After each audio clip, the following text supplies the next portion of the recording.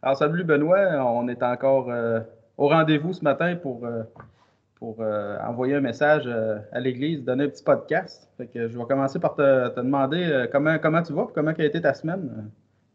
De mon côté, ça va bien. Le confinement est intéressant. Je travaille toujours de la maison, là, donc j'ai fait mes 40 heures et plus cette semaine. Euh, mais, euh, mais ça va et ça me permet aussi d'avoir du temps pour téléphoner, m'assurer que les croyants vont bien aussi au niveau de l'Église. Toi, de ton côté, le confinement n'est pas trop difficile? Non, ça va, c'est pas trop ardu. C'est sûr que moi, j'étudiais déjà de la maison. Je continue mes études. Je veux aussi, je voulais le mentionner justement à l'Église que je persiste, je continue. Les cours, moi, ne sont pas arrêtés. Il n'y a pas de changement pour moi, vraiment. À part que là, le temps qu'on prend, moi puis toi, puis pour parler à l'Église, pour édifier, continuer à l'édifier l'Église, là, il y a ça qui s'est ajouté. Mais comme toi aussi, je prends du temps pour appeler des personnes aussi à l'Église. On est là encore. Puis, mais ce que je constate, Benoît, c'est que toi, tu es rendu avec 2 jobs à temps plein, finalement. Mais écoute, c'est un privilège. Éric, peut-être tu as quelques nouvelles, des annonces à faire. Veux-tu commencer? Oui, ben, j'aimerais, premièrement, vous avez reçu cette semaine un lien pour les offrandes. Il y avait plusieurs personnes qui nous demandaient qu'est-ce qu'on fait avec nos offrandes dans ce temps de confinement. On a trouvé un moyen, avec le conseil, on s'est penché vers un moyen électronique et vous avez reçu un lien. J'ai juste une spécification à faire parce qu'il y a des gens qui m'ont rappelé par la suite. La méthode est vraiment gratuite. J'avais envoyé une vidéo qui expliquait comment fonctionner. Il y a peut-être des personnes qui n'ont pas écouté le vidéo et puis je spécifiais que quand vous faites votre offrande, dans le bas, il y a un montant que le site propose pour contribuer, vu qu'ils sont bénévoles. C'est bénévole, tout ça. Mais on peut écrire zéro, là. Il y a une petite flèche. De base, je pense qu'il demande 15% de participation. Mais vous pouvez écrire zéro, puis il n'y aura pas de souci là. Aussi, concernant encore les offrandes, Martin Paquin a mis le site web à jour. Et il y a le lien sur notre page. Vous allez sur le site ebevicto.com, le site de notre église. Puis dans le coin en haut, il a ajouté le lien direct pour les offrandes. Puis en même temps, j'en profite pour dire que le site web est toujours là comme ressource. Toutes nos prédications sont là depuis au moins 2 ans, 2 ans et demi, si je ne me trompe pas. Fait que si vous avez du temps devant vous et vous voulez écouter des prédications, c'est toujours bon de regarder les séries qui ont été faites au cours des années là. OK. Toi, Benoît, je pense que tu as contacté, tu as eu un lien avec Daniel Bernier. Peut-être un peu de nouvelles de lui. Oui, on a pu se partager là, par FaceTime. Puis, donc, c'est intéressant de la Jamaïque. On a pu se parler. La technologie nous permet des choses intéressantes aujourd'hui.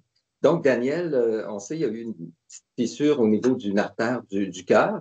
Finalement, il n'y a pas eu d'opération. Les médecins pensent qu'avec la médication, ça devrait se placer, sauf qu'il ne peut pas revenir. Ils pensent que son état, ça pourrait être dangereux de prendre l'avion. Donc, quand on s'est parlé, il parlait peut-être que dans un mois, là, il pense revenir si tout va comme prévu. Ça veut dire que c'est maintenant 3 semaines. Mais c'était bon de le voir. Il était en forme. J'ai fait un petit coucou à Evelyne aussi. C'est une bénédiction. Sa fille Evelyne est avec lui là-bas. Donc, on peut continuer à prier pour lui, pour la famille. Mais à date, en tout cas, les nouvelles sont encourageantes. Je veux aussi remercier les gens de l'Église. Il y a une équipe, ça paraît peut-être pas, on se voit pas, on est chacun chez nous. Mais il y a vraiment une équipe qui est en place, qui appelle, il y a des commissions qui se font pour les personnes qui peuvent pas sortir. Donc, merci à toute cette équipe-là.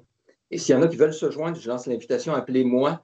Ça va nous permettre peut-être d'étendre puis d'appeler d'autres personnes aussi. Donc, si vous aimeriez participer à ce ministère-là, puis faire des commissions, ben, il y a toujours de la place. Oui, c'est bien. Voilà. Et puis, il y avait une dernière annonce qu'on voulait faire une mention parce qu'à ce vidéo se rejoint un temps de louange. Sylvain a participé avec des chants, avec l'équipement qu'il y a chez lui. Il était content de pouvoir offrir, ou pouvoir servir Dieu avec les dons que Dieu lui a donnés dans la louange. Et puis, il y aura 3 chants qui seront inclus là, avec la vidéo. On voulait remercier particulièrement Sylvain de participer à ça, puis c'est édifiant pour l'Église. Mhm. Je Voilà. pense que Benoît, ça fait un peu le tour des annonces qu'on voulait faire. Est-ce Mhm. que je me trompe? Non, c'est correct. C'est bon. Fait qu'on peut enchaîner avec notre sujet d'aujourd'hui, le sujet du jour. On entend souvent parler de l'incarnation de Jésus. Euh, à Noël, entre autres, on parle souvent de l'incarnation de Jésus, que Jésus est venu s'incarner. On parle de sa résurrection aussi, mais il y a un sujet qu'on veut pointer plus particulièrement aujourd'hui, qui est son exaltation puis sa cession. On va expliquer Mhm. probablement les mots plus en profondeur, mais c'est quoi ça, Benoît, cette exaltation et cession, puis peut-être commencer premièrement par le chemin que Jésus a pris lui-même, par son humiliation et ensuite son ascension. Mais je te laisse aller. OK. Simplement pour présenter le sujet, on parle généralement que de Jésus, il y a 3 grandes phases dans sa révélation. Il y a Jésus de toute éternité, qui était égal au Père, existant en forme de Dieu. Le Philippiens 2 nous dit, dans la gloire, il était adoré par les anges, etc. Ensuite, Jésus s'est incarné. On parle donc comme une deuxième phase qui est son humiliation. Puis même, on le divise en 4 parties. Là, son humiliation, c'est son incarnation, ses souffrances, sa mort et son ensevelissement. Donc, Jésus s'est vraiment humilié, s'est fait homme, est venu ici-bas, mais ça ne s'est pas arrêté là. Donc, il y a une troisième grande phase qui s'appelle son exaltation, son élévation par la suite. Puis, elle aussi, on la divise en parties. Donc, Jésus a été élevé par la résurrection. Ensuite, il a été 40 jours ici-bas, mais il y a eu l'ascension comme événement. Il nous est présenté surtout dans l'évangile de Luc à la fin, le fait de l'ascension, que Jésus est monté dans la présence de ses disciples, il est monté au ciel lentement, il n'a pas disparu comme ça. Ils l'ont vu monter dans un nuage de gloire, les anges sont apparus. Mais ensuite, donc après son ascension comme telle, euh, depuis 2000 ans, ben, il est au ciel. Il est assis à la droite de Dieu, il règne, il est exalté. Il y a plein de termes qui décrivent cette partie-là. Et éventuellement, ben, il va revenir. Donc, la partie là, de l'exaltation, on parle de la résurrection, l'ascension, son règne actuel et son retour. Puis aujourd'hui, c'est ce sur quoi on aimerait le plus insister. Puis on n'en parle pas beaucoup, comme tu as dit. On parle de sa mort, on parle de son incarnation, on parle de sa résurrection, mais on ne parle pas beaucoup de ce que Jésus fait maintenant, là, depuis 2000 ans jusqu'à son retour. Puis c'est là-dessus qu'on aimerait insister ce matin. Alors, du moment où Jésus a été élevé, puis est assis à la droite de Dieu, on va parler de ce que ça implique dans sa personne, la christologie, l'étude de Jésus. Puis ensuite, on veut bien sûr être très pratique, spécialement dans ce qu'on vit actuellement. Puis, quelles sont les implications pour l'Église? Je ne sais pas si ça résume bien, Éric. Oui, c'est ça, parce que justement, tu le mentionnes que aujourd'hui particulièrement, qu'est-ce qu'on fait avec ça? Je pense que c'est important de le savoir parce que si on est toujours si dans notre pensée, on considère toujours comme quelque chose qui s'est passé, sans nécessairement se l'approprier aujourd'hui, mais on n'a pas le choix de se poser la question, qu'est-ce que Jésus fait en ce moment? Parce que oui, c'est une chose, puis c'est très important, je ne minimise pas du tout ce que Jésus a fait dans son humiliation, comme tu as mentionné, dans sa mort, dans sa mort puis son ensevelissement. Il a vaincu la mort là. Mm-hmm. Mais ça, Dieu l'a élevé par la suite, puis il a regagné la gloire, et il a pas regagné peut-être pas bon, mais Dieu lui a redonné la gloire qu'il avait, parce que Jésus lui-même le demande à Dieu de lui redonner. Je pense que c'est dans Jean 17, 5 que Jésus dit, et maintenant, toi, Père, glorifie-moi auprès de toi-même, de la gloire que j'avais auprès de toi, avant que le monde fût. Fait qu'on sait que Jésus, de toute éternité, était Dieu. la présence du Père dans la gloire. Son humiliation, il a cédé sa gloire. Il s'est dépouillé de sa gloire, comme Philippiens 2 nous dit. Il s'est volontairement mis à notre place. Il est venu comme un serviteur, comme un simple homme. Et puis ensuite de ça, on le sait, tu sais, ça, on le conçoit bien parce qu'on est des humains.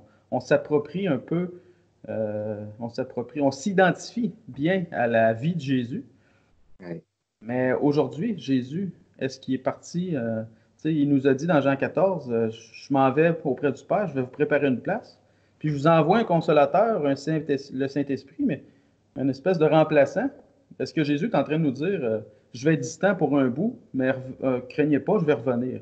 Des fois, c'est je pense que c'est cette notion-là que sans s'en rendre compte, peut-être, je sais pas, là, qu'est-ce que tu en penses? Parce que je dois avouer qu'en faisant nos recherches cette semaine sur le sujet, je me suis moi-même surpris à voir Jésus comme distant, puis comme un événement futur, puis qu'aujourd'hui, ben, on a le Saint-Esprit, puis il y avait comme une séparation un peu entre les deux. Mais la parole de Dieu est venue réajuster ma pensée cette semaine. Puis je te laisse continuer là-dessus, Benoît.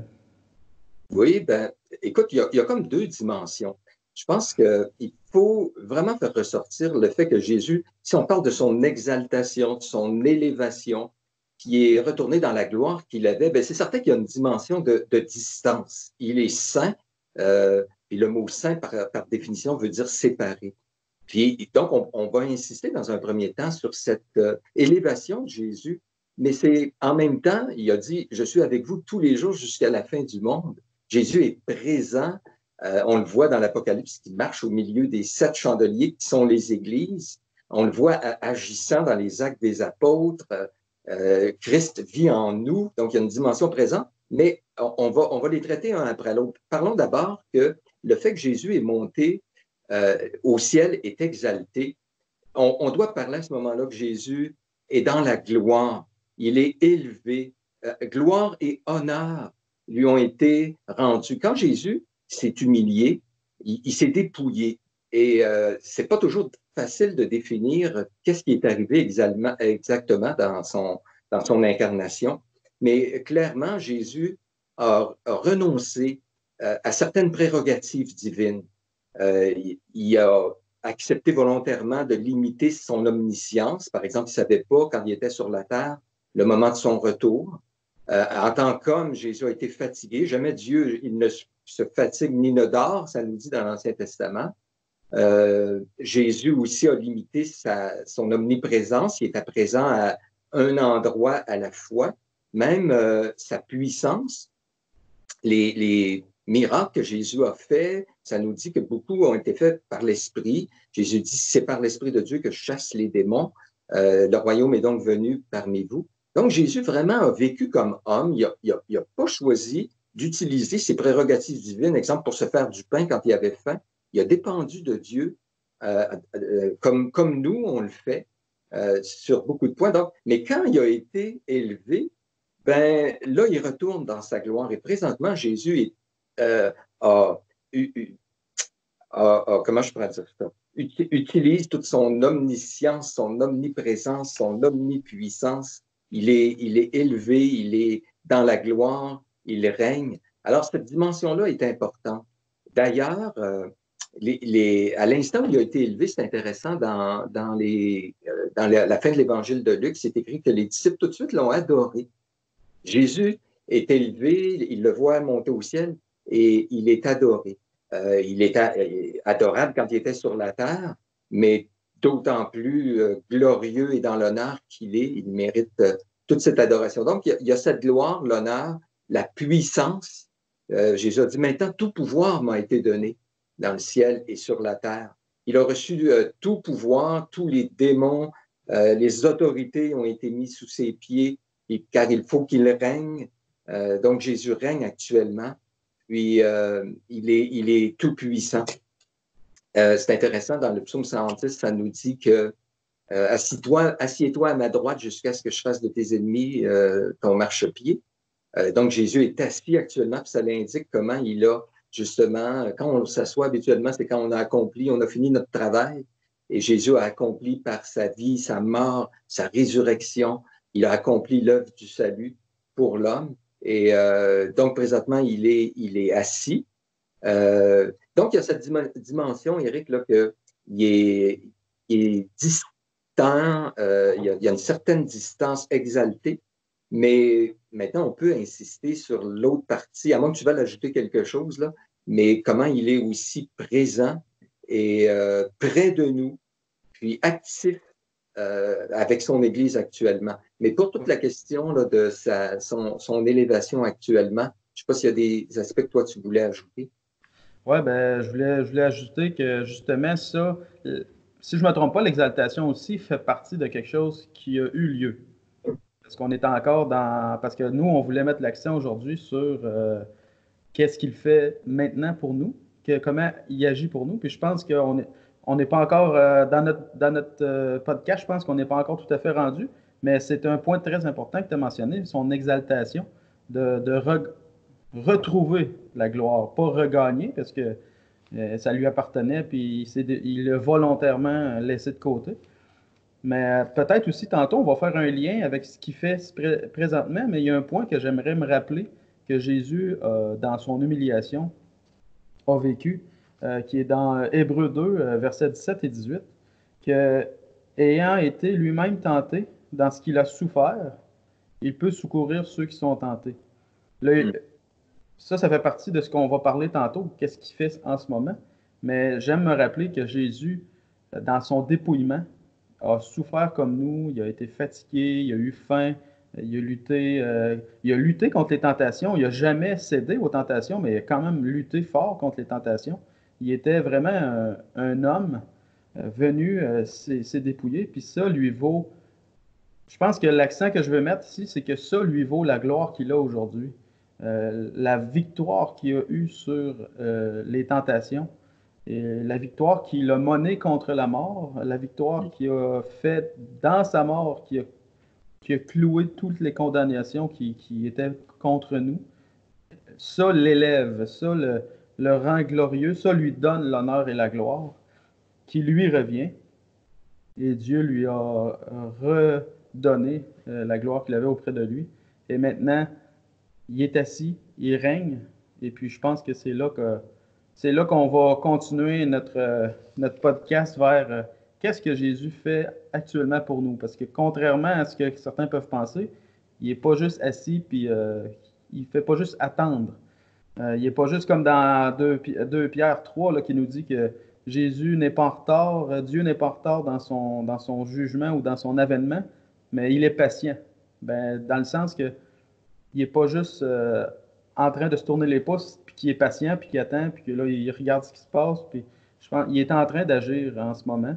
Puis c'est le point de notre podcast d'aujourd'hui, de donner un encouragement avec ce qu'on vit, en regardant Jésus, qu'il est vraiment en train d'agir en ce moment. Il n'est pas en train de dormir, il n'est pas en train de l'échapper. Puis, je te laisse continuer, Benoît, là-dessus. Oui. Écoute, on va tenter de faire une liste des choses que la Bible présente, que Jésus étant maintenant exalté, puis voyons-le dans le fait qu'étant exalté, où il a maintenant tout honneur, toute gloire, toutes choses ont été remises entre ses mains, puis qu'il est puissant, bien, dans ce contexte-là, alors qu'il agit envers nous, ça nous donne toute une assurance. C'est pas n'importe qui, c'est Jésus élevé. Puis, donc, une des premières choses qu'il fait, Jésus, c'est clair, c'est qu'il sauve. Il sauve actuellement les pécheurs. On le voit dans le livre, entre autres, des Actes des Apôtres. Acte 2, 47, ça nous dit que après que Jésus a monté au ciel, bon, l'Église a débuté, puis ça nous dit que Jésus, le Seigneur, en parlant de Jésus, ajoutait chaque jour à l'Église ceux qui étaient sauvés. Donc, Jésus va au ciel, les bras croisés, puis qui dit allez-y, l'Église. Moi, je regarde, je suis un peu un spectateur qui regarde ce que vous faites. Oh, au contraire, il il est très actif. Il a dit, je bâtirai mon Église. C'est ce qu'il est en train de faire actuellement. Au chapitre 9, la conversion de l'apôtre Paul, ben, il a rencontré Jésus et on parlait tantôt de son omniprésence. Alors, Jésus est à la fois au ciel, mais à la fois, il est apparu à l'apôtre Paul, puis il a dit, je suis avec vous, donc avec tout le monde, tous les jours jusqu'à la fin du monde. En étant au ciel, il est aussi présent, il vit même en nous, imagine. Il a son esprit, mais il dit même le Père va faire sa demeure en vous. Jésus est en nous. Si je vis, ce n'est plus moi qui vis, c'est Christ qui vit en moi. Alors, il est en train de sauver actuellement. Je pense juste, écoute, il y a tellement de versets, Acte 16, où ça nous dit qu'il a ouvert le cœur à Lydie pour qu'elle soit attentive aux paroles de l'apôtre Paul. Donc, alors que Paul lui parlait, Jésus était actif en train d'ouvrir le cœur de Lydie. Alors, c'est certainement une première chose, puis ça doit nous encourager dans notre ministère d'évangélisation. On n'est pas tout seul. C'est même Jésus qui joue, je crois, la principale part par son esprit, alors qu'il sauve des gens au milieu de nous. D'autres activités que tu vois, toi, Éric, qui te touchent particulièrement? Justement, ben, encore dans ce que tu dis, qui sauve, il dit, je suis le chemin, la vérité et la vie. Nul ne vient au Père que par moi. Ben, souvent, on a encore cette notion-là de qu'est-ce qu'il a accompli. Oui, c'est vrai. Mais on doit passer par Jésus parce que c'est Jésus qui agit dans le salut. C'est lui qui est comme l'auteur du salut, mais aussi qui agit en temps réel au travers du salut, comme tu as mentionné par rapport à Lydie, que c'est lui qui lui a ouvert les yeux. Fait que je trouve que c'est rassurant de voir que justement, quand on veut évangéliser des personnes ou juste c'est ça, puis c'est rassurant de voir qu'on n'est pas tout seul, puis que Jésus agit vraiment en ce moment. Alors, un point que j'aime bien, c'est qu'aujourd'hui même, il nous fait asseoir dans les lieux célestes, qui est écrit dans Éphésiens 2:6. Mais ça, c'est peut-être un peu spécial, parce que moi, je me dis, écoute, là, en plus avec tout ce qui se passe, on se demande que, on est un peu ébranlé dans notre quotidien, pas mal même ébranlé dans notre quotidien. Puis dans ce qui va se passer, on se pose peut-être des questions. Ben attends, le Jésus nous dit qu'on est assis avec lui dans les lieux célestes. C'est quand même un mystère. Parce qu'aujourd'hui, moi, je me vois assis à l'église devant une caméra en train de te parler. Mais il nous dit vraiment qu'on est assis avec lui dans les lieux célestes. Puis je pense que ça, c'est un point qu'on doit vraiment s'accrocher comme étant, c'est tellement certain, là, c'est tellement quelque chose qui nous échappera pas. C'est tellement quelque chose que c'est Jésus qui a accompli, l'agneau parfait qui a tout accompli. C'est tellement lui qui le fait.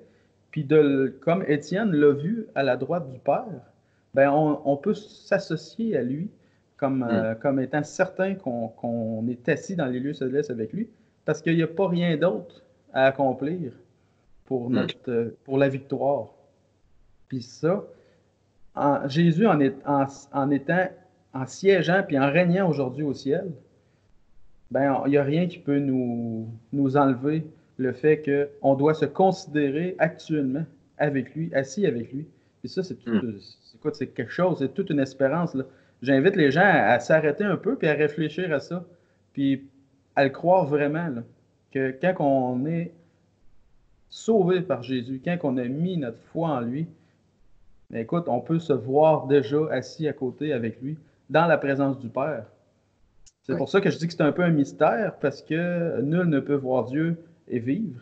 C'est notre état actuellement.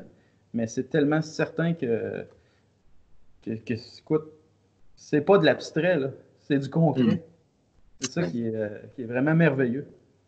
Peut-être, je peux ajouter à ce point-là, ça me touche beaucoup aussi parce que, en fait, toutes les facettes du salut, ils sont en Christ. Hein? Ça nous dit que quand Christ est mort, ben, je suis mort avec lui. C'est notre union avec Christ, notre unité.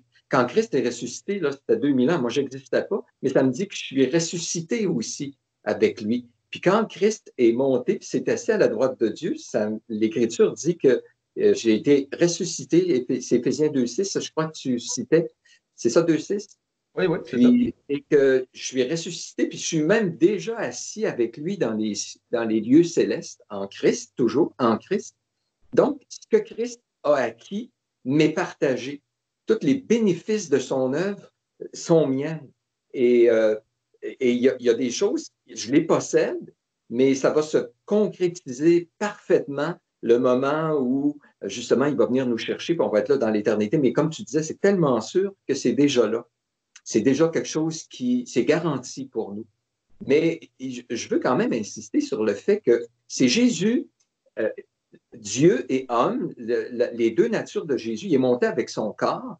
Son corps est maintenant glorifié, il est glorieux, mais c'est Jésus homme qui est dans le ciel. Puis l'incarnation, c'est un mystère parce que Dieu s'est fait homme, est venu sur la terre, le Créateur est devenu créature. Jésus, ça nous dépasse, là, comment Jésus, le Dieu tout-puissant, éternel, a pu vivre ici-bas.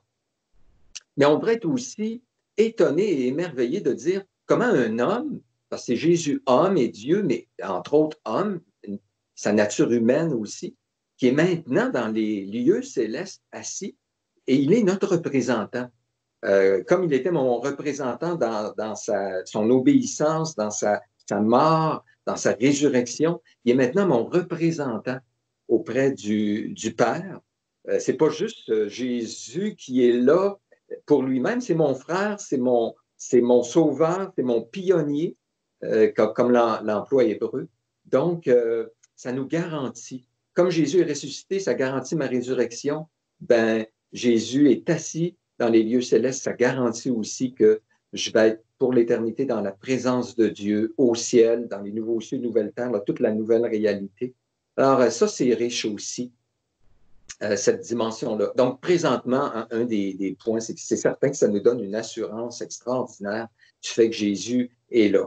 Et peut-être on peut parler aussi que Jésus avait fait une promesse, le fait qu'il est maintenant au ciel, à la droite de Dieu, dans la gloire. Il avait promis qu'il allait nous donner, nous envoyer le Saint-Esprit. Il dit, c'est dans Jean chapitre 16, il vous est avantageux que je m'en aille parce que je vais vous envoyer un autre consolateur en parlant du Saint-Esprit. Donc, son exaltation fait en sorte que maintenant, alors qu'il est le chef suprême de l'Église, ben, il équipe son Église, puis entre autres, il équipe par le Saint-Esprit qu'il a placé en nous et qui est avec nous, puis avec toutes les provisions qu'on a dans le Saint-Esprit. Peut-être tu peux continuer, Éric, sur Ouais, ce sujet. il y a un mot particulier que tu as mentionné, avantageux. Il est avantageux pour vous. Quand Jésus a dit ça, ben, je pense que c'est dans Jean 14, si je ne me trompe pas, mais je pense qu'il est repris aussi dans Jean 16. En tout cas, on ne s'ostinera pas là-dessus. Précisément, je viens de le voir. C'est beau. Mais quand il dit il est avantageux pour vous que je m'en aille, il y a deux volets. De un, il fallait qu'il accomplisse le salut. Parce qu'on se rappelle que les Juifs attendaient un sauveur, un conquérant terrestre, ramener le royaume d'Israël sur terre, et puis tout ça. Mais Jésus lui dit, moi, je ne suis pas là pour rester, je suis là pour accomplir l'œuvre que le Père pour laquelle m'a envoyé, c'est de vous sauver. Fait que c'est avantageux que je m'en aille parce que sinon, le salut, il ne sera pas réalisé. Et deuxièmement, le Saint-Esprit va vous être envoyé. Et ça va être révolutionnaire. Puis par le Saint-Esprit qui disait qu'on allait accomplir des œuvres plus grandes que lui-même avait accomplies. Puis tout ça, c'est quelque chose d'extraordinaire. Mais que là, actuellement, Jésus est au ciel, règne, et le Saint-Esprit qu'il nous a envoyé, que le Saint-Esprit est soumis au Fils et au Père, par le Saint-Esprit, Jésus agit en nous. Oui, Jésus est en nous parfois, comme tu disais tantôt, des fois on a de la misère à démêler ça un peu, mais le Saint-Esprit est là et il agit, et il ne faut pas le négliger non plus.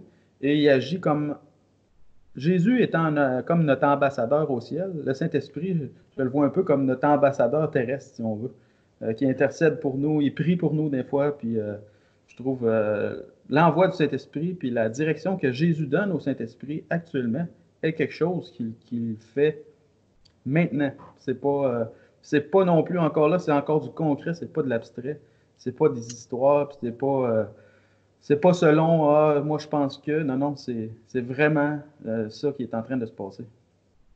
Puis si on insiste sur l'idée que c'est quand même spécial que Jésus dise il vous est avantageux que je m'en aille. Moi, je me mets à la place des disciples qui vivaient, qui côtoyaient Jésus, puis que tout à coup, il y avait faim, Jésus multiplie le pain, fait du pain.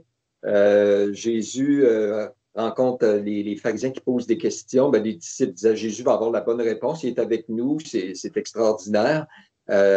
Puis Jésus les enseignait. Mais tout à coup, Jésus dit je m'en vais, mais il vous est avantageux que je m'en aille. Parce que ce que le Saint-Esprit fait en nous, c'est quand même quelque chose, une provision que le Seigneur Jésus a prévue dans la nouvelle alliance, qui est unique. Ça veut dire que maintenant, on a les dons de l'Esprit qui nous rendent capables de faire des choses que, humainement parlant, on ne serait pas capable de faire. On a les affections de l'Esprit, le témoignage de l'Esprit qui rend témoignage à notre esprit qu'on est des enfants de Dieu, le fruit de l'Esprit. Alors tout ça, ça faisait partie des bénédictions du fait que Jésus allait être exalté, allait inaugurer la nouvelle alliance et allait envoyer son Saint-Esprit. Alors on n'est pas laissé à nous-mêmes, on n'est pas seul et Jésus, au travers de son esprit, agit dans nos vies actuellement. Donc, tout en étant exalté, élevé, il y a une proximité bénie qu'on vit au quotidien par la présence de son esprit en nous, puis on fait juste l'effleurer, là. Il y aurait tellement à dire, mais... Je me permets d'ouvrir une parenthèse là-dessus, justement, parce que depuis le commencement de la crise, moi, je suis une personne anxieuse. Je suis dans mon tempérament, j'ai découvert ça là, il y a peut-être à peu près 6 mois. Là, j'étais allé faire des tours chez le médecin, puis il y avait quelque chose qui se passait là, que je ne comprenais pas c'était quoi. Puis on a découvert que je vivais de l'anxiété. Et puis, dans des périodes comme on est en train de vivre là, puis ça, j'en parle avec ma femme, on se surprend nous-mêmes les deux à bien dormir, ne pas être stressé. Mais on est conscient que c'est l'esprit qui agit en nous en ce moment. Parce que dans des moments, tu sais, écoute, moi, j'ai jamais vécu ça là, dans ma vie, là, tout ce qu'on vit là en ce moment avec le coronavirus, le confinement, l'économie qui est en train de se jeter à terre. Mais j'en parle là, en ce moment, là, puis mon cœur, il bat pas plus vite, là, puis je suis rassuré parce que c'est Jésus qui est au contrôle. Puis ça, là, si je recule d'il y a 3 semaines, là, j'aurais pensé, de moi-même, j'aurais jamais pensé appréhender ou affronter ce qu'on vit là, comme ça. Avoir su, il y a 3 semaines, qu'on allait rentrer là-dedans, j'aurais pas dormi pendant un méchant bout, j'aurais été stressé, je me serais posé plein de questions. Puis c'est toutes des questions qu'aujourd'hui, je me pose même pas parce que, au contraire, je trouve que Dieu, là, je le vois là, à l'action en ce moment. Je le vois agir avec nous. Je vois tout ce qu'il fait là, dans l'Église avec les frères et sœurs qui s'appellent, qui ont soin les uns des autres. Mon désir de partager la parole comme on le fait en ce moment avec toi, Benoît, est décuplé. En le disant, là, j'ai les larmes qui viennent aux yeux. Mais ça, c'est l'Esprit de Dieu qui agit en moi, qui agit en nous, en vous, euh, à cause que Jésus règne en ce moment. Tout ça a été rendu possible par le règne de Jésus. Fin de Merci. la parenthèse. C'est bon. Et puis, j'insiste sur ce que tu viens de dire. Tu sais, le fait que Jésus a été exalté, quand il dit tout pouvoir tout pouvoir m'a été donné, que le Père a remis toutes choses entre ses mains. Ben, je pense que je l'ai dit dans chacune des petites capsules, c'est pas le coronavirus qui règne actuellement, puis c'est pas moi, puis c'est pas le gouvernement, mais Jésus règne et il est au contrôle.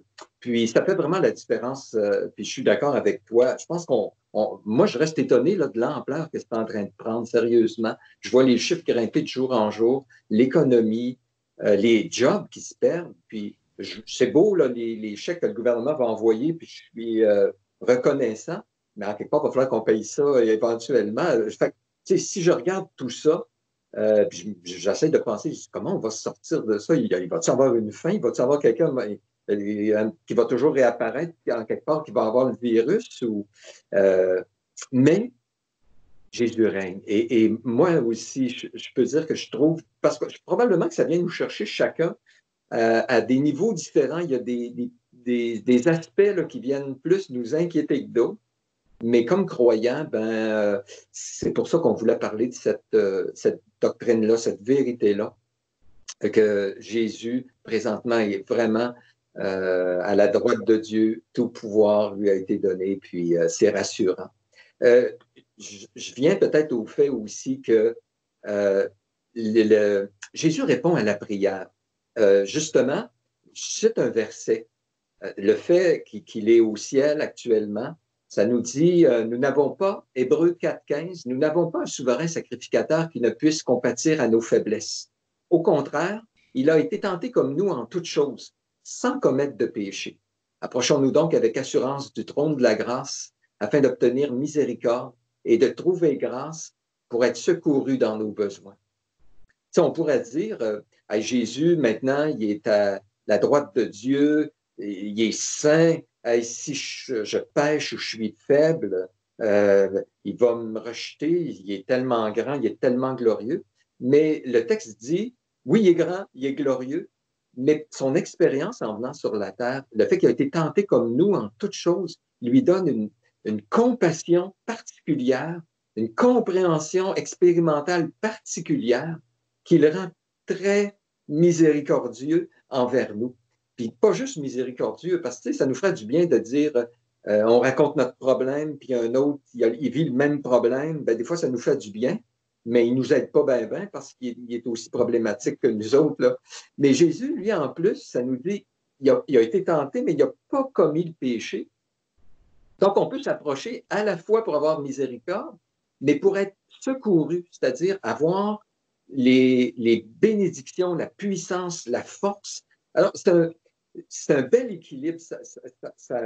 Son ministère terrestre, tout ce que Jésus a vécu, nous présente un angle qui le rend particulièrement attrayant et qui nous pousse à aller dans ses bras. Mais son côté glorieux, puissant, tout pouvoir qui est entre ses mains, nous amène aussi à rapidement nous pousser vers lui en disant la solution est auprès de toi, Seigneur.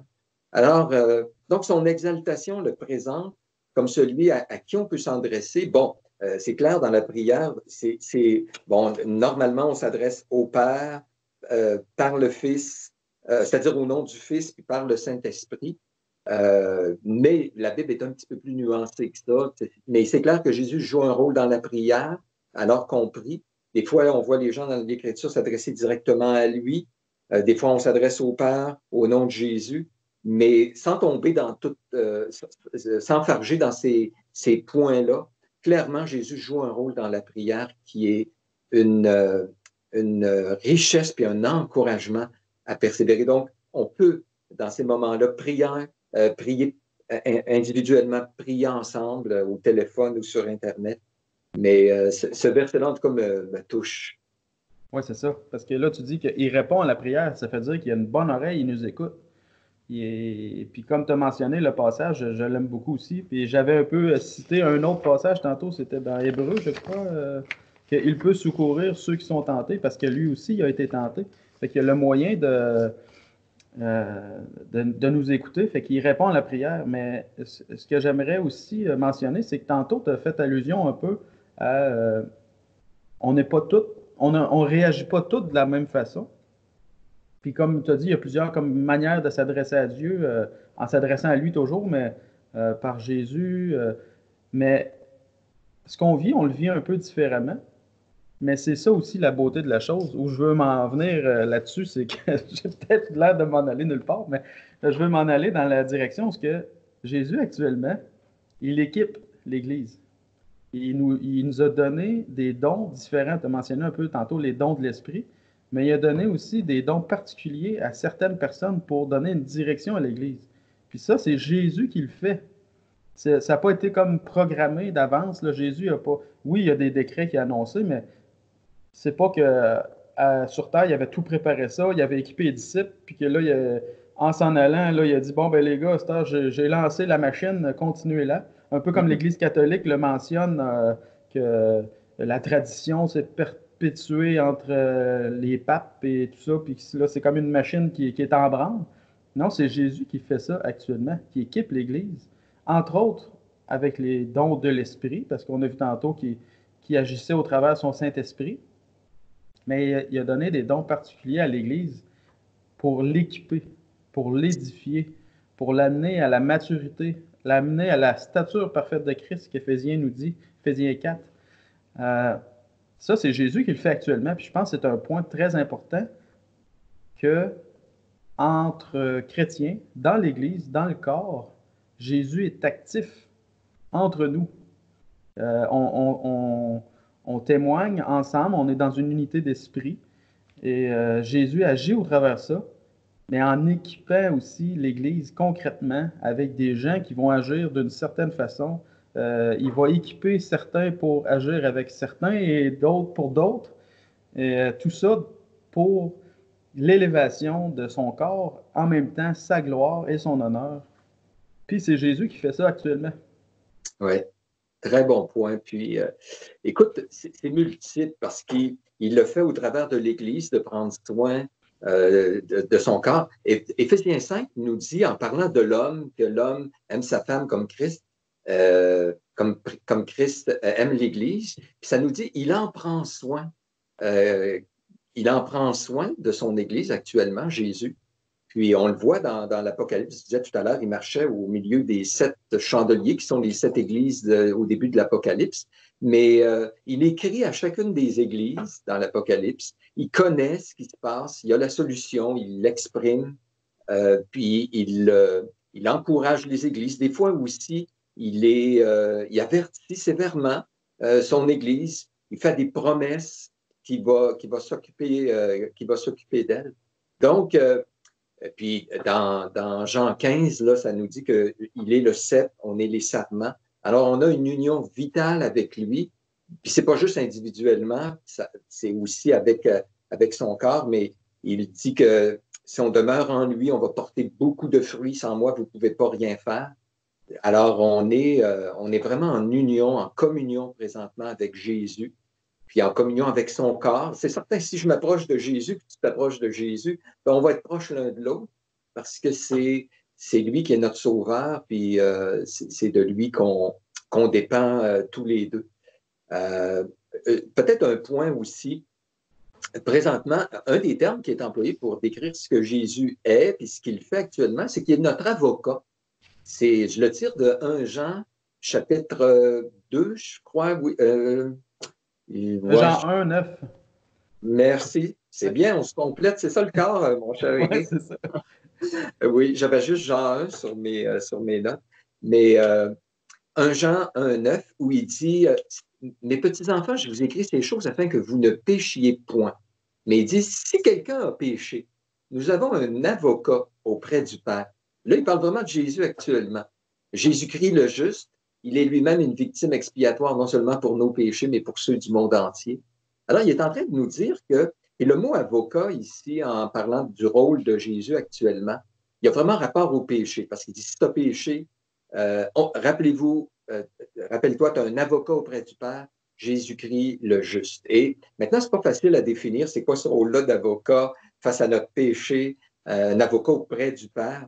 Mais certainement qu'on peut dire au minimum que Jésus défend notre cause devant Dieu, spécialement quand on pêche, où on est sûr que Dieu nous rejettera pas, nous punira pas, lui qui est un Dieu saint, qui ne peut pas voir le péché, spécialement à cause de l'œuvre que Jésus a accomplie sur cette terre, sa vie parfaite, je les répète, sa mort, sa résurrection, mais spécialement son œuvre maintenant comme souverain sacrificateur dans la présence de Dieu, où ça ne me surprendra pas qu'il dirait quelque chose comme Père, tu te rappelles, tu as pardonné à Benoît pour ses péchés, tu te rappelles mon œuvre, peut-être il y monte ses mains, donc pardonne Seigneur. Puis là, je ne veux pas présenter comme si Dieu était celui qui nous accuse puis qui il est dur, c'est pas ça du tout. Mais on essaie quand même de s'imaginer que Jésus, en quelque part, est notre défenseur auprès du Père. Puis le Père nous est favorable à cause de Jésus. Mais Jésus joue vraiment ce rôle-là de défenseur qui présente notre cause auprès du Père. Alors, quand on a péché, d'où l'importance de ne pas rester là renfrogné, disant j'ai péché, puis il faut que je paye quelque part, là, puis que je me flagelle un peu, puis quand j'aurai assez souffert, peut-être je pourrai m'approcher de Dieu. Non, je ne m'approche pas de Dieu à cause de moi, de mes œuvres, de ma dignité, et je m'en éloigne pas à cause de mon indignité non plus. C'est Jésus qui fait la différence, il est mon avocat. Alors, son œuvre actuellement, elle est extrêmement importante, spécialement pour nous qui continuons à être imparfaits, puis qui luttons avec le péché, qui tombons, mais qui, à cause de Jésus, on peut se relever rapidement, puis avec assurance. Approchons-nous avec assurance du trône de la grâce. Puis, on se complète tellement bien, Benoît, que je t'ai induit en erreur. C'est 1 Jean 1,9, c'est si nous confessons nos péchés, il est fidèle et juste pour nous les pardonner et pour nous purifier de toute iniquité. Mais c'est aussi la tâche que tu mentionnais, que Jésus nous défait, qui intercède pour nous. Intercéder, non, c'est la prière, ça. Mais il est notre avocat. Il est là, puis il agit en tant que pardonneur, si on veut, comme le sacrificateur là, qui est là. Puis, non, je trouve ça vraiment, vraiment super. Est-ce qu'il y a d'autres choses que Jésus fait? Je pense qu'actuellement, il accueille les siens. Il accueille les siens à leur mort, parce que là, on est dans un climat particulièrement. Moi, je suis très sensible. Là. Même le monsieur Legault était ému hier. Ben là, on est samedi, mais vendredi, il a été ému lors du point de presse de mentionner qu'il y avait 10 nouveaux décès au Québec. Puis, il faut être sensible. On est sensible à ça. Puis, Jésus est très sensible à ça. Écoute, la mort, là, c'est pas lui qui a voulu ça. Lui, le péché est entré dans le monde par un seul homme. Et la vie est entrée par un seul homme qui est Jésus. Mais il accueille les siens. Il est très sensible. Hein? Il accueille les siens dans la mort. On voit ça dans Acte 7, 56. On mentionnait tantôt que là, Jésus, il est assis, mais que parfois, il est debout et qu'il agit. En particulier, on le voit avec Étienne, qui était pour se faire lapider, qui était pour mourir à cause du nom de Jésus. Et que là, il a vu le ciel s'ouvrir, il a vu le Fils de l'homme debout à la droite de Dieu. Puis ça, les théologiens, beaucoup de théologiens mentionnent que pour eux, ils voient que Jésus s'est levé comme pour accueillir Étienne dans sa gloire, pour accueillir Étienne. Fait que c'est une sensibilité que Jésus a. Puis face à la mort qu'on vit présentement, là, on est rendu, écoute, moi je ne suis pas au vu des derniers chiffres là, mondiaux des décès qu'il y a à cause du COVID-19, mais les gens qui sont au bord de la mort, puis qui sont sans espoir face à Dieu, je trouve ça tellement triste. Mais on ne peut pas rien y faire parce que c'est Jésus qui sauve. Tout ce qu'on peut faire, c'est présenter son nom. Mais les personnes qui sont au bord du précipice puis qui sont en Christ, ils doivent voir la lumière au bout du tunnel. Là, moi, il me semble que c'est ça qu'Étienne a vu. Il a vu les cieux ouvrir, puis il a vu Jésus debout qui l'accueillait à côté du Père. Puis je pense que de savoir qu'on a un Dieu compatissant qui règne, puis qui se lève pour nous accueillir, ça démontre juste sa grandeur, sa magnificence. C'est immense. Il n'est pas un roi qui se fait servir. Il est là pour nous servir. Il est là pour nous sauver. Puis il le démontre en se levant de son trône pour nous accueillir à la mort. Je pense que c'est quelque chose qui... C'est glorieux, c'est tout à son honneur. On a un grand Dieu il fait ça présentement, là. Là, on l'a vu avec Étienne, mais il le fait avec ses enfants. Je ne sais pas, Benoît, toi, qu'est-ce qui te touche là-dedans ou que tu pouvais ajouter? Ben justement, tu sais, l'apôtre Paul dit dans Philippiens qu'il est pressé des deux côtés. Il aimerait rester pour continuer son ministère dans Philippiens 1 auprès des Philippiens. Mais il dit, il est pressé des deux côtés, puis il aimerait s'en aller, puis être avec Christ. Le fait que Christ est notre représentant, qu'il a vaincu la mort, le péché, puis qui est assis à la droite de Dieu, ben, le croyant qui meurt, comme Étienne, tu mentionnais, s'en va dans la présence de Jésus. On s'en va le rejoindre, là. On entre avec lui. Bon, il y a une partie future où on va retrouver nos corps de gloire, tout ça. Mais déjà, le fait que Jésus a vaincu, il est entré comme notre représentant dans la présence de Dieu. Ça garantit aussi qu'on va entrer avec lui dans la présence de Dieu à notre mort. Donc, c'est certainement, il dit, on ne doit pas s'affliger comme le reste du monde qui n'a pas d'espérance. Là, dans un Thessaloniciens, ça nous dit. Et les croyants, ben, si quelques-uns parmi nous, c'est notre rendez-vous dans ces moments, on ne veut pas être comme ceux qui n'ont pas d'espérance, puis vraiment trouver un réconfort dans ce point-là. Peut-être un dernier point, c'est qu'il nous présente que Jésus, dans deux textes, que Jésus présentement prie pour nous, intercède pour nous. C'est employé entre autres dans Romains 8, 34, que c'est ce fameux texte qui nous présente qui va nous séparer de l'amour de Christ. Puis il dit, qui va condamner les élus de Dieu? Christ est mort, bien plus, il est ressuscité. Il est à la droite de Dieu et il intercède pour nous. On a la même vérité dans Hébreux 7, je crois. Oui. Puis que Jésus intercède. Et le mot intercéder a vraiment le sens de prier dans l'Écriture. Alors, d'une manière ou d'une autre, Jésus présentement est en train de prier pour ses enfants. Et je dirais que c'est probablement quelque chose qui ressemble à la prière sacerdotale. On connaît dans Jean 17 où Jésus prie pour son Église, prie pour les croyants, pour qu'ils soient un, que Dieu les garde. Puis il prie aussi pour ceux qui vont venir après les disciples et les autres générations de croyants. Je pense au texte dans Luc 22 où Pierre, Jésus annonce que Pierre va renier Jésus, mais Jésus dit, j'ai prié pour toi pour que ta foi ne défaille point. Alors, je pense que des fois, nous-mêmes, on prie pour nous, on ne sait pas toujours ce qui convient de demander. Le Saint-Esprit intercède, mais Jésus aussi intercède. Puis, Jésus sait quoi prier pour nous, puis il est toujours exaucé. Alors, des fois, on n'est pas conscient, mais on a l'impression d'être tout seul, puis on ne sait pas trop quoi demander. Mais Jésus prie précisément, puis il va dire quelque chose, ben, regarde Seigneur, peut-être tel croyant, il va tomber aujourd'hui, mais je te prie, Père, que tu le relèves et que tu permettes, comme Pierre, qu'il soit plus fort, puis quand il va être relevé, qu'il puisse affermir ses frères, etc. Alors Jésus n'est pas inactif là, au ciel, puis une de ses activités, c'est la prière envers son Église. Ça, c'est là, comme je disais, dans deux textes. Alors, peut-être en terminant, on veut se rappeler que on n'est pas tout seul là, présentement. Puis Jésus n'est pas lointain. Il est exalté, mais il est près de nous. Il intervient, il agit, il prend soin de son Église, il la nourrit, il en prend soin. Comme dit Philippiens, il marche au milieu des 7 chandeliers. Il sait c'est quoi nos besoins. Il intercède auprès du Père. Alors, de regarder toutes ces activités, on vous invite à méditer là-dessus. Puis vraiment vous réjouir et vous remplir d'assurance et de paix du fait que de tout ce que Jésus fait présentement dans sa gloire, sa puissance et sa pleine autorité. Oui, puis j'aimerais aussi terminer, si tu me le permets, Benoît, j'aimerais juste m'adresser aux gens qui, là, en ce moment, on est conscient de ce qui se passe. Ça fait à peu près 1 heure qu'on dit aux gens comment Jésus règne présentement, comment il est glorieux.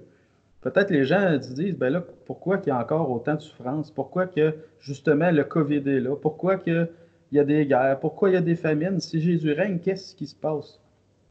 Ben oui, depuis tantôt qu'on vous cite que Dieu lui a tout soumis, il a tout remis au Fils, il n'y a rien qui lui est, qui est au-dessus de lui, il y a rien qui, tout est sous son autorité. Mais il est quand même écrit dans Corinthiens 15 qu'il reste un adversaire à vaincre, puis qui n'est pas encore vaincu. C'est le dernier adversaire à vaincre, c'est la mort, justement. Parce qu'on sait que la mort agit encore, la mort nous entoure. Nous vivons la mort tous les jours qu'on voit dans un passage aussi du Nouveau Testament. Nous sommes confrontés à la mort tous les jours. Puis, c'est important de voir que Jésus règne, qui règne sur son peuple. Il est en train d'établir son royaume, il est en train d'établir son règne sur l'Église, mais j'aime mentionner aussi qu'il règne au-dessus, il est au-dessus de la mort, et tout lui est soumis. C'est pas la mort qui est en train de vaincre Jésus, là. Non, il l'a vaincu à la croix, mais il lui reste à l'anéantir. Il lui reste à la jeter dans la géhenne avec Satan puis tous ses sujets. que Jésus maintient tout ça encore en place et eux, sans le savoir, sont en train d'accomplir ces décrets même. Mais j'aimerais juste citer un verset que c'est Luc 1, verset 33, qui dit « Il règne et son règne n'aura pas de fin ». Jésus règne, puis son règne n'aura jamais de fin. C'est là-dessus qu'il faut s'appuyer. Il ne faut pas s'appuyer sur notre impression de malheur. Il faut nous s'appuyer sur la victoire que Jésus a accomplie à notre place. C'est sur cette victoire-là qu'on doit s'appuyer. Et depuis tantôt qu'on vous parle du règne de Jésus, mais c'est parce qu'il est vrai. Il est concret. Il n'y aura pas de fin. Et puis nous, là, on va vivre une mort physique, mais la mort éternelle, la mort éternelle, on ne la subira pas, parce que Jésus l'a vaincu à la croix. Mais il lui reste encore à l'anéantir, à complètement l'abolir. Et puis ça, ben, c'est pas de ce vivant qu'on a là, parce que sinon, on voudrait rester ici. On voudrait rester. S'il y avait encore, s'il n'y avait plus rien à vaincre, là, quel serait l'avantage pour nous de l'éternité? Mais Jésus va vaincre cette mort-là qui reste à vaincre parce que l'Écriture nous le dit, qu'il reste encore un ennemi à vaincre et on se fie aux Écritures. Mais je me répète, son règne n'aura pas de fin. C'est un beau texte, c'est bien. On termine dans la prière, Éric, ça te va? Oui. Seigneur Jésus, on te remercie, on t'exalte, on t'honore, on veut t'élever. Tu es élevé. Dans le fond, on reconnaît simplement ce que l'Écriture établit. Et Seigneur, nous t'adorons. On se place avec les disciples après ton ascension qui t'ont adoré samedi. Et Seigneur, nous voulons nous approprier de toutes les vertus, les bénédictions, les provisions de ton règne actuel pour t'honorer par une paix profonde, par une joie profonde et par un cœur débordant d'amour pour toi. Veuille, Seigneur, nous aider à saisir les belles vérités promesses qu'on a pu exposer ce matin au travers de cette petite capsule. Nous te prions de prendre soin, continuer à prendre soin de ton Église dans ce qu'elle vit actuellement, de prendre soin de nos autorités, nos gouvernements aussi, leur donner la sagesse, les ressources, la bonne direction pour qu'ils interviennent sagement, correctement dans ce qu'on vit actuellement. Merci Seigneur pour qui tu es. Merci pour ce que tu fais. Amen. C'est bien, on vous salue. À la prochaine. Oui, salut à tous, on vous aime. Bye bye.